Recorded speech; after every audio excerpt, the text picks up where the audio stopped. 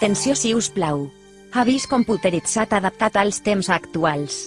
De la mateixa manera que les cançons, músiques, que oferim en aquesta emissora no les canta ni interpreta cap locutor o col·laborador aficionat a cantar, a excepció d'algun contat karaoke en tot humor que de tant en tant i de manera exclusiva us proposem, ja que seleccionem amb lupa tot allò que us volem oferir a cada moment, a cada minut, a cada segon. Fem el mateix amb la resta de continguts d'aquesta emissora, que com sabeu perquè ho hem repetit en diferents ocasions i exposicions, és tot un arxiu audiovisual de continguts.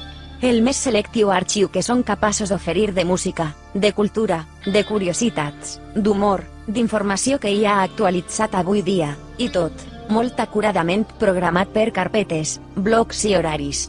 D'aquí, que al segle XXI us proposem una altra manera diferent i molt personal de fer ràdio al que és habitual i clàssica que no tothom entén, com és normal.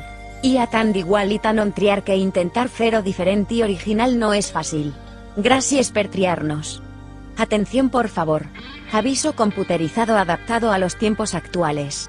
Del mismo modo que las canciones, músicas, que ofrecemos en esta emisora no las canta ni interpreta ningún locutor o colaborador aficionado, a excepción de algún contado karaoke en tono de humor que de vez en cuando y de manera exclusiva os proponemos, ya que seleccionamos con lupa todo lo que queremos ofrecer a cada momento, a cada minuto, cada segundo. Hacemos lo mismo con el resto de contenidos de esta emisora, que como sabéis porque lo hemos repetido en diferentes ocasiones y exposiciones, es todo un archivo audiovisual de contenidos.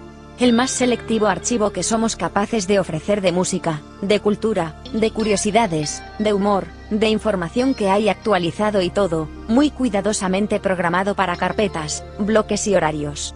De ahí, que en el siglo XXI proponemos otra manera diferente, y muy personal de hacer radio a lo habitual y clásico. Hay tanto igual y tanto donde elegir que intentar hacerlo diferente no es fácil. Gracias por elegirnos.